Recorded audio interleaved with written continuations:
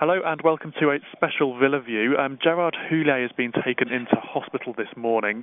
I'm joined now on the phone by Aston Villa correspondent Matt Kendrick. Hi Matt. Hello mate. Matt, well you're at Villa Park at the moment. Just tell us what we know so far about Gerard being taken into hospital. Yeah, I think we all awoke to the sad news that Gerard's been taken into the Queen Elizabeth Hospital in Birmingham overnight, feeling unwell. At the moment, more details about his condition have yet to emerge. I know that he's said to be undergoing tests this afternoon, and it's expected that he'll stay in hospital at least for the weekend.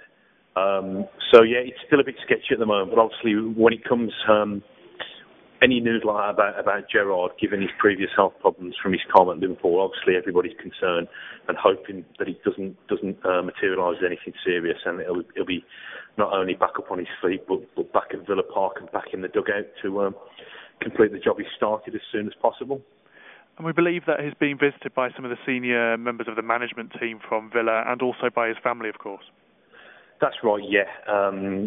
Paul Faulkner, the chief executive who effectively runs the football club, whenever Chairman Randy Lerner is not around, he's spoken to Gerard today and reported that Gerard sounded very bright and very positive about what was happening.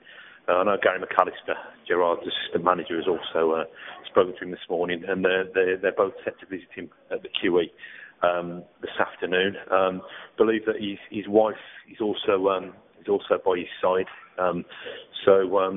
Yeah, we're hearing hopeful, kind of positive, optimistic things. So we're awaiting more news this afternoon and this evening. But I've been struck by the kind of warmth and the good feeling from Villa fans. I mean, we all know Gerard's had his critics along the way, but the Villa seem to have united in sending their support to him. So I know that Paul Faulkner is going to kind of take those messages of goodwill to him, and hopefully that'll give him a pick-me-up in his hospital bed. Indeed, you've been having lots of people sending those good messages to you on your Twitter and also via the Birmingham Mail website, where fans can leave those messages, and you'll make sure they get through to Gerard Houllier as soon as we can. Now, looking back to the mood kind of in the camp and what it's going to do for Aston Villa, looking kind of into the short term, first of all, how will the team respond, and where do things stand for training, and who's in charge of the side at the moment? I don't think these things can ever happen at a particularly good time, but it's frustrating in the sense that the last time I spoke to Gerard and saw him in person on Tuesday afternoon, he was in possibly the most upbeat mood I've ever seen him. I think the kind of weight of pressure that was lifted with the West Ham result has obviously given him a massive boost, and he was really upbeat and really excited and positive about the coming weeks of the campaign. Now, hopefully, even without him being in the dugout, hopefully his assistant Gary McAllister, who's going to take charge on a caretaker basis for the Stoke game at least, and who's been in charge of training this morning. Hopefully he can continue that vibe. I think it'd be the perfect tonic for Gerard if Villa can continue their kind of revival with the victory against Stoke on Saturday. So yeah, I think the dressing room is full of professional players, so I think they'll all pull together, and I think they'll try and get positive results to try and make the manager feel a little bit better. Okay, and it's obviously very early days at the moment, but looking a little bit into the long term, some questions will be asked now over Gerard Houlier's future at the club in terms of his health to be able to continue in this, what is well known as a very high stress job.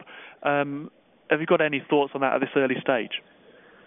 Well, it's an interesting one because when Gerard took over the hot seat last September, I remember a number of journalists, including myself, quizzed him on this. Obviously, he had that heart attack as Liverpool manager halfway through a game, and that's coming up to the 10th year anniversary of that. But when we spoke to him last summer upon his arrival, he was saying that he has regular health checks. I think he goes to see the specialist who performed his kind of surgery. He goes to see him in Liverpool regularly, and he keeps giving him a clean bill of health. There's going to be question marks, isn't there? I mean, he's not getting any younger. I think if I'm right, he's 63 and approaching his 64th birthday later this year. And as we've seen by kind of his old friend Arsene Wenger's antics on the touchline recently, it is a really kind of high stress business. I think we're just going to have to wait and see. We're going to have to wait and see the severity of what has been submitted for overnight and what these tests reveal. And then I think not only Gerard but his family, particularly his wife, and also the hierarchy at Aston Villa are going to have a decision to make, because I think he's starting something good at Villa. I know it's not been smooth along the way this season, but I think if he does continue, I think Villa can enjoy success under him. But nobody wants that to come at a cost to his health. And I think, like I said, I think Randy Lerner, Paul Faulkner, and Gerard and his wife Isabel have got some big decisions to make, depending on the outcome of these tests and these results. So we can only keep our fingers crossed and wish him well. Okay, Matt Kendrick at Villa Park, thanks for that. And of course, it goes without saying that's both mine and Matt's best wishes go to Gerard Houllier and his family, along with all those from the Birmingham Mail. You can catch up with more news from Aston Villa on the Birmingham Mail website in the coming days.